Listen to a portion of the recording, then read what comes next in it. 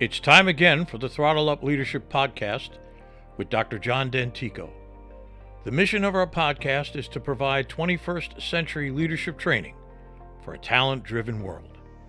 We help organizations implement strategies and practices designed to attract, hire, engage, and retain top talent while mitigating the effects of burnout.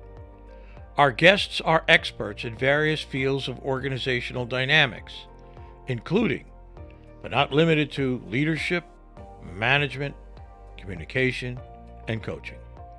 They bring a world of knowledge and solutions to our viewers and listeners. I am sincerely grateful for their participation and ideas. So let's dive in. And if you enjoy our podcast, please like, share, and subscribe. We genuinely appreciate your support. Good morning and welcome again to the Throttle Up Leadership podcast. I'm your host, Dr. John Dentico. This morning, I am joined by Cameron Nathan Singh, who was born and raised in San Bruno, California. He primarily works in the business aviation industry and has a strong passion for leadership and making an impact on younger generations. Over the last decade, Cameron has rapidly advanced in the aviation industry, living in various locations, including New Jersey, Southern California, Chicago, and the Caribbean twin islands of Antigua and Barbuda. Cameron holds a doctorate in executive leadership from the University of Charleston and currently resides in northern Colorado. He is also the host and co-host of several podcasts. Cameron is a John Maxwell certified coach, speaker, and trainer. Cameron is also the author of Navigation and Discovery, a path of navigating and discovering through the journey of faith. I am pleased to have him here with me on the Throttle Up Leadership podcast this morning. Good morning, Cameron. How are you this day? Good morning, John. Thank you for having me on your podcast. Great to have you here. I'm always looking for interesting guests, as I like to say all the time. My podcast guests make me smarter every day. I look forward to that. I look forward to our exchange and conversation. So, Cameron, let me ask you a question. I'll just start it off by asking this question. One of my more favorite questions, if I may say so. If someone were to walk up to you and ask you for your perspective or your definition of leadership, something they could grasp onto, and what would you tell them? And also, has this idea changed in your mind in the wake of the COVID pandemic? Mm. Yeah, I think one of the things about leadership that I've always learned, especially from John Maxwell, is that leadership is related to the influence that you have. And one of the things that I learned early on from these many leadership gurus is that you don't necessarily have to be in a leadership position to be a leader. You can have influence, you can have leadership from wherever you are at, whether it's whichever areas of influence that you have. We all have different roles and responsibilities in our day to day, and we all have the ability to influence where we are at. Leadership is an influence relationship.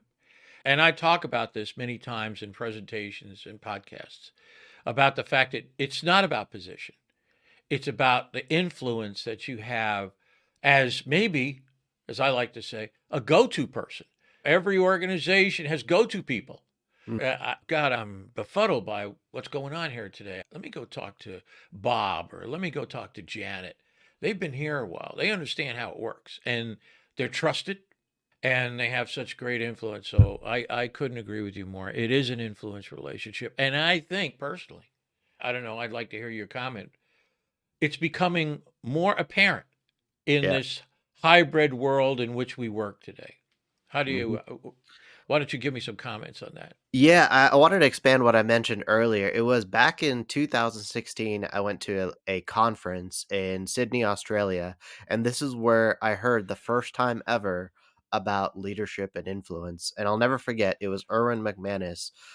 I was in my young 20s at this time, and I was still in my first leadership role, and I was struggling with my own self-confidence of me being in a leadership role at such a young age It's like, how can I do this? And he's, you can lead where you're at. You have the ability to influence where you're at, no matter where you're at in your journey of life or your journey of leadership. And that's where something sparked in me. And that's where I would say my journey in leadership started. But to touch on your question about having influence in this hybrid work environment, it's even more important than ever to have really hone in on the influence that you have.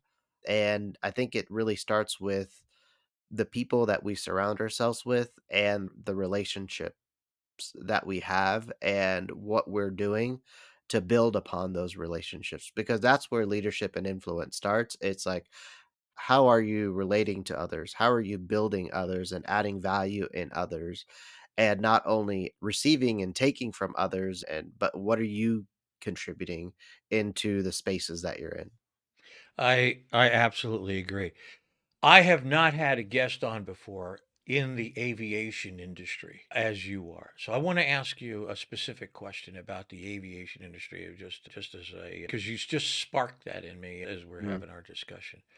What's going on in the aviation industry in terms of leadership? What do you, if you could put your finger on a few things that the challenges, if you will, from a leadership perspective that the aviation industry is dealing with? What would you say? Give me two or three of them, if you would. Yeah, just to give some context, my background and context is on the private aviation side. So everything that deals with private aircraft, what the industry is called is business aviation. So in the business aviation industry, the industry has been challenged with keeping up with the times. It's changed significantly over the last decade with having more diversity, more women in the workforce. However, there's been a challenge with having a leadership development pipeline of building the next generation of leaders, because historically there's been really these senior leadership roles that have been filled with leaders that have sat in those seats for 10, 20, 30, 40, 50 years. And now you have individuals going into these seats with very limited experience, like myself. I was in roles that were filled before with people that were in those roles for 20, 30 years. And so really not being equipped with how to succeed in those roles. You may be good in your technical skills, meaning you're good at the day-to-day responsibilities of your job, but there is a lack of development and focus on really how can you be equipped? How can you best be equipped to succeed in your role? Because myself and other colleagues in the industry have been put into various leadership roles where you're given the keys, you're given the cell phone, you're given the laptop, and best of luck to you. And if you don't do well, you're walked out the door. And that's really how the industry has been. And the industry has acknowledged this very well. And they are working slowly but surely to engage, especially this new generation coming in, the younger folks, to aspire for higher, aspire for leadership, and not be afraid to aspire for those roles that have been filled by people that have sat in those seats for longer periods of time.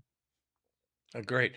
Just for my own clarification, can you give me some of the roles or the job titles, if you will, of where a young someone like yourself would be asked to fulfill? What, because we know, for example, when I think of a leader role or leadership role in an airport, I think of the airport management Yeah. areas and those kinds of things.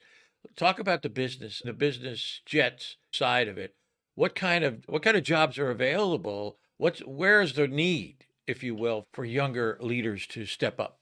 Yeah, I'm glad you asked that, because for those that are unfamiliar about business aviation, there's always this little part of every airport where you see nice private jets parked and probably don't know what it is or what it's for. So that's what I primarily work in, is what they're called is fixed base operators, also known as FBOs. So that's where the private jets land. And so there are large franchises that exist in that capacity, like a McDonald's or Starbucks in that space. And then there's also mom and pop establishments as well. And so a typical job for a fixed base operator where private jets land would be like an operations manager role or a general manager role where you have oversight of that location. And there are other roles as well. For example, all these private jets, there's different types of ownership. There's charter. So you can charter jets. So there's just like how you can charter a bus or like an SUV. So similar concept. So you need people to lead in those different charter departments.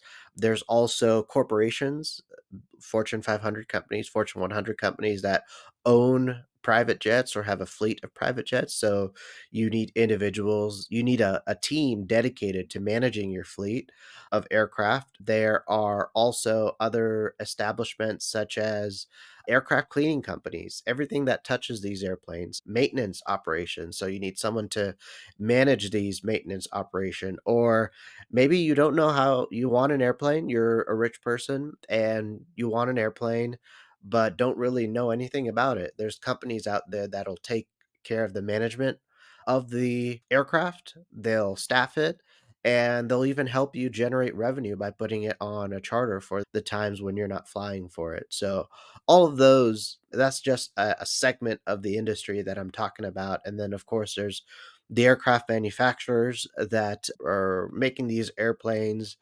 And also, yeah, that's just, I guess, a good handful to talk about. Yeah. Yeah, he's retired now, but I had a great friend of mine fly for NetJets. I'm sure you Hmm. know those guys. And anyway, so let's go on in our conversation here and we'll focus back on leadership. But thank you for that because I think that's such a world that I don't think many people understand that there is a great deal of opportunities there for young Hmm. people and people looking for really very interesting positions that cover the gamut of Yeah. different things that people can fulfill. A colleague of mine refers to the times today as a time of a great trust deficit. Do you see that? And how important is building trust among teams in the organization? How important is that? Yeah. I think in today's world, people are desiring trust more than ever. I think there is a trust deficit because there are leaders out there that are falling short of kind of the expectations of their role or even falling short of the expectations of their team. I think being in a leadership role comes with a heavy burden and a heavy weight, and I think oftentimes that burden and weight can be overlooked, and there's a lot of temptations and a lot of things that a lot of responsibility that comes with it, and if you take that for granted and fall short, you end up losing trust of your team, and it's really difficult to earn that back, and I think trust has to relate in parallel to integrity as well. That's something that have strived to do in many of my leadership roles, especially being at a young age. I didn't have the life experience of, just life, and I was in sitting in these senior leadership roles where people twice my age are looking up to me for leadership. And one of the two things I said I would never strive away from is integrity and trust and maintaining those. And it's so difficult to do that because there's a lot of temptations and there's a lot of stuff that other leaders might be getting away with that of, but then you see the way they lead their teams and the way their teams are falling short or they have dysfunction in their teams, and just keeping your leadership foundation on trust and integrity goes a long way, not only for the longevity of your leadership, but also it reflects on your team because you're modeling a type of leadership that is really difficult to model. I think to me, I say, I'm sure my listeners are getting tired of me here saying this, but trust is transcendent. It Hmm. cuts across all the others. It's the most important thing. You don't have a trust, you have no relationship with your people, no Yep. relationship with anybody. You're dead in the water, as they say. To use, you could say it's an aircraft without any fuel. So that to me is vitally important. Let's talk a bit now. Let's change our direction just a little bit and talk about culture. Okay. Because you've said that in the past, leaders were able to get away with not focusing on culture. And I want to know what you meant by that and what advice you would give leaders today about the importance of culture. Yeah, I've had some interesting conversations about this just in the last 4 to 6 months on culture. I think what's been happening from my point of view, from coming from a business aviation context, I think leaders were able to get away with not focusing on culture, meaning that they were so busy and they thought being busy means like they're doing good, they're productive. And oftentimes, what happens is you're so busy, the administrative stuff that encompasses a leadership role can really overtake your days. And oftentimes the people are put on the back burner or you forget to spend time with the team. And now what I'm noticing and also talking with other people in our industry is you can't do that anymore. Meaning you can't get away with not putting your people or your culture at the forefront because we're in a world today where people are desiring for culture, they're desiring for belonging, they want to be a part of something great. They just don't want a job with pay and benefits. They want more, especially this new generation coming in, the Gen Zs and even the millennials. They want culture. And if there's no culture, it's very easy for them to go and move on to another organization because they have that choice today. And they have the choice to go to somewhere else. And I think for a leader to be truly successful is not only do what we talked about is trust and integrity earlier, but also have the culture at the forefront of everything that they do. And the other stuff, a secondary. Of course, the administrative stuff is important. Meeting your budget is important.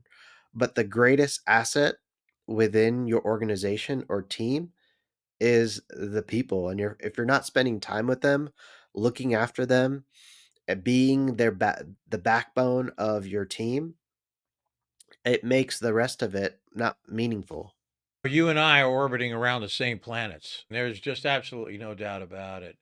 Yeah, my focus now is much more on attracting, hiring, and retaining top talent and mitigating the effects of burnout. That's really where I'm diving headlong into that area. So let me just peel that onion back a little bit. In terms of business aviation, in your experience, tell me about the struggle for talent. Is there a struggle for talent?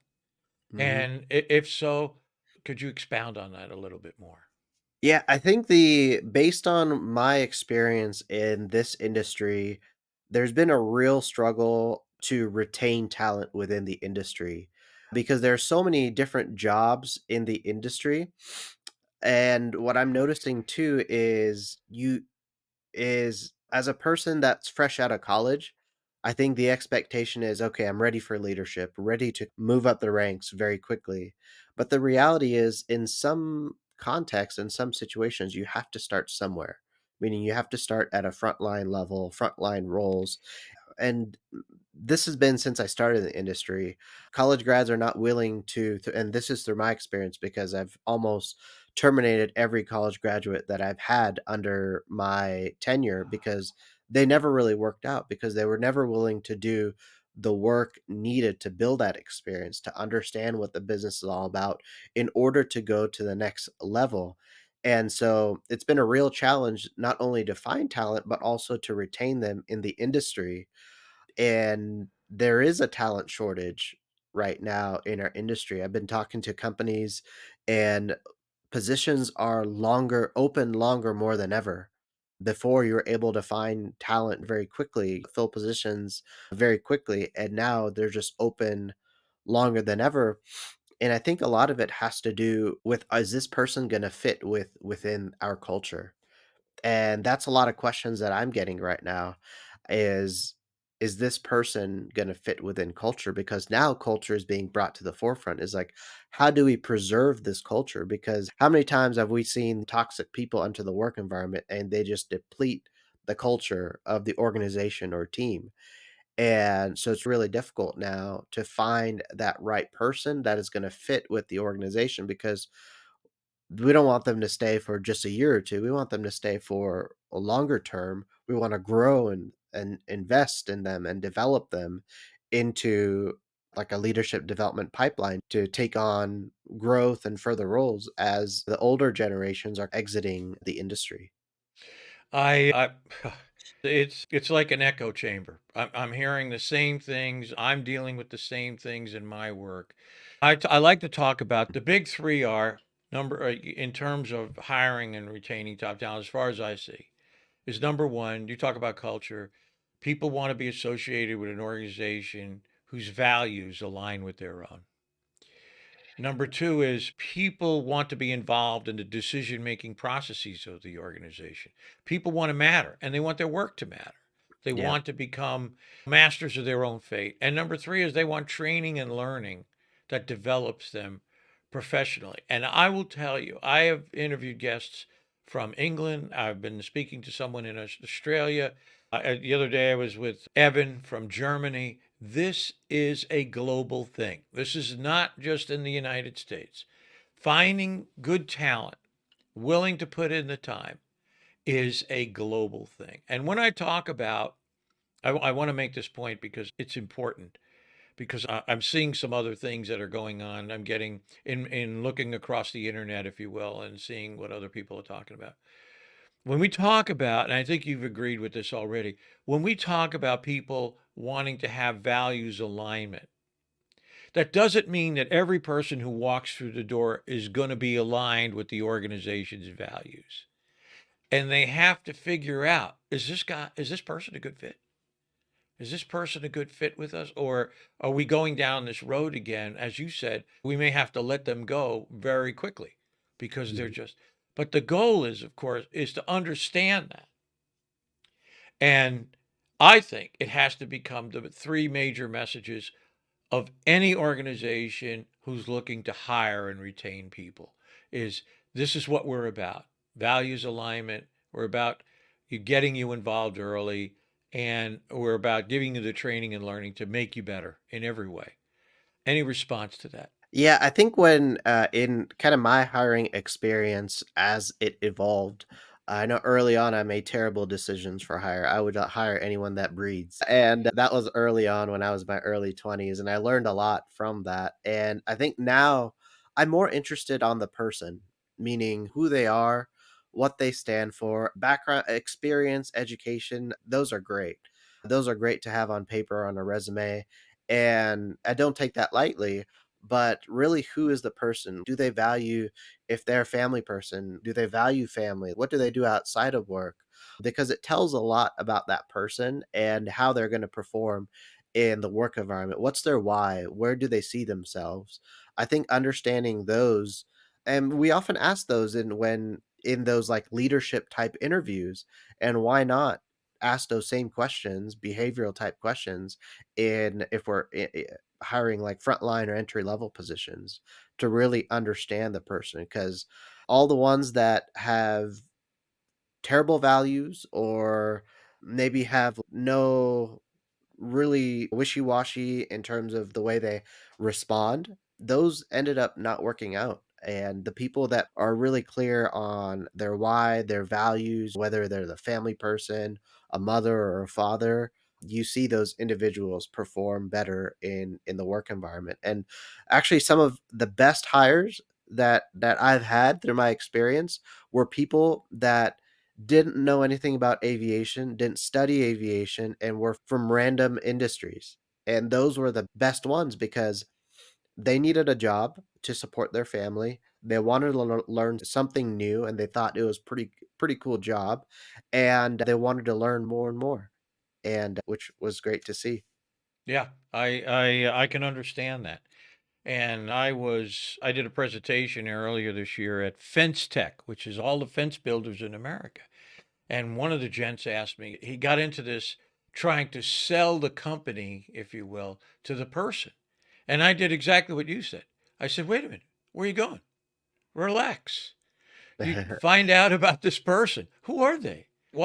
How come they got through your door? What do they want? What do they bring to the table, if you will, in a way that uncovers their motivation, their where do you know? And I tell people this all the time.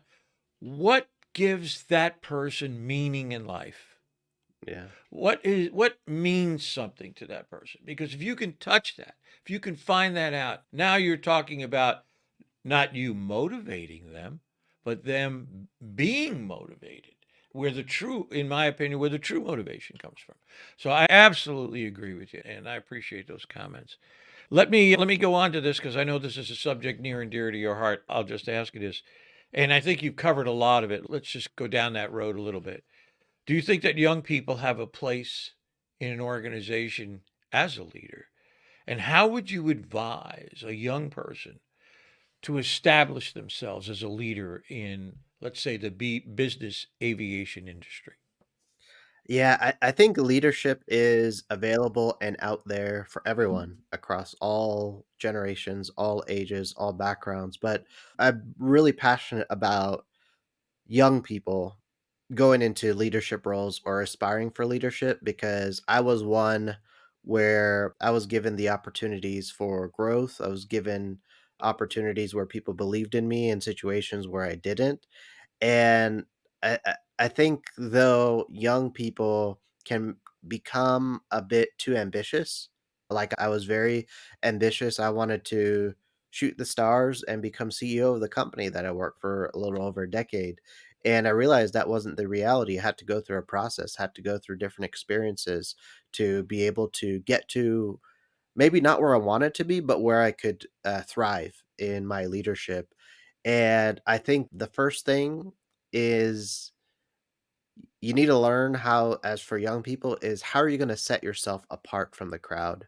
And I think that's a real challenge because, especially if you're in a competitive environment, meaning there are other young people aspiring for the same roles or same positions, is how are you going to set yourself apart and not only that, but how do you balance focusing on yourself, your selfish desires, versus what value you're adding to your team and organization?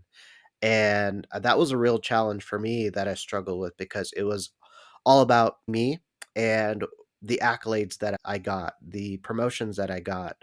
And I realized that those accolades don't matter. It's what am I adding? What value am I adding to my colleagues, my team, my organization? Am I voicing my opinions? Am I voicing my ideas? And that's another thing too. Sometimes if you're in a room with experienced people, it's a little bit more seasoned individuals, it can be very intimidating to voice your opinions. And I think taking the courage to speak and you deserve a seat at that table, and people wanna hear you, and all you have to do is just speak, say your ideas, even though they sound crazy. Some of my craziest ideas were some of the best ideas. Some of the craziest ideas I heard from my team were the some of the best ideas because I never thought about that stuff, and people wanna hear from you because you're closest to the clients or the customers or the operation. And so I think truly that's what I would provide encouragement to for young people that are aspiring for higher, aspiring for more is don't be afraid and focus on what value can you add to where you're at. Agreed. Uh, Agreed. The leadership model that I created, I started working on 30 years ago, is based on one simple element, one simple baseline, and that is it's I refer to it as a collaborative leadership model, and it's based on one thing: contribution. Right? Just contribution. Create a safe environment where people can say whatever they want to say. As you say, as crazy it may sound at the moment, I invite you to offer because you never know where a great idea is going to come from. And I think for me, this is the model that moves people forward and organizations forward is getting people involved again in the decision making processes so that they feel worth. They feel as though they have a level of control and autonomy over their own destinies. I think that's such a gravitational, if you will, pull for people in many organizations. So I agree completely. And thanks for showing your vulnerable side here in terms of saying, hey, I messed this up. I didn't get this right the first few times around. I don't think anybody gets it right the first few times around. But the ability to say, listen, I'm not the smartest guy in the room here. I'm looking together. We may be the smartest people in business aviation if we work this problem together. So I think that's really great. I'm getting ready to finish off here with you, and I just will ask you my traditional last question, and that is if you had a magic wand and you could change anything as you see it in your world right now, in the business aviation world, what would that one thing be, and why, if you will, did you choose that? If I had a magic wand in the business aviation industry is to um, remove all the bad leaders in our industry that are holding down organizations, holding down teams, and that are not being held accountable. And I think that's not only relevant for this industry, but for industries across the board. I think what happens traditionally is leaders are put in positions and they swing their weight however they want and get away with it, whether or not they treat their people good or bad. And that's one thing that I would change is that get rid of all the bad leaders and then put in leaders that have true focus on team, culture, and where they stand on integrity and trust and stick to their values as well. Do you see those changes coming, though, as the newer folks like yourself, younger people getting involved now? Do you see that there is a shift, if you will, in the business aviation industry? Yeah, I say that there is a shift. Slowly but surely, there is a shift coming. But of course, it'll take some time as we start peeling the onion of leadership within our industry and realizing that, especially when these organizations, it's already happening where organizations are having challenges of hiring leaders instead of going out and hire leaders. Why not develop your people within? And It- so that's a question coming at the forefront right now is how can we do that? This notion of when I was a naval officer, we used to call it grow your own. Oh, you've got the guy. I would say traditionally, as long as I have somebody with a good attitude, I could train them to do anything. Mm. I had people, good people working with me. We could train them, we could make them great and train them and give them the training and learning that they could build upon. Just give me a good attitude. Just, I want to learn. I want to come in here. I want to do what I need to do to be successful. I'm your guy. I'm your guy. I'm gonna take really good care of you, and we're gonna make sure that you grow within the organization. So I've always believed that growing your own was a very powerful tool. Anyway, Cameron, I can't thank you enough. You've been a spectacular guest, and I appreciate your insights into the entire business aviation community, something that I rarely, if ever, touch upon. But I think it's so important to look across the spectrum, across the horizon of industries, whether it's healthcare, building fences, we're seeing the same kinds of things as the younger generations come along. But there are commonalities. And the commonalities for me are, as you said, trust, integrity, honesty, forthrightness, if you will. These are very important commonalities. And if we can use that as the hub of the wheel, I think we can really get some great talent into organizations and carry the organization and the industry forward. Again, thank you so very much for your time. I wish you all the best in the future. And thank you for you and all my listeners here on the Throttle Up Leadership Podcast. Dr. John Dentico saying, remember, leadership is what people do together. Thanks again.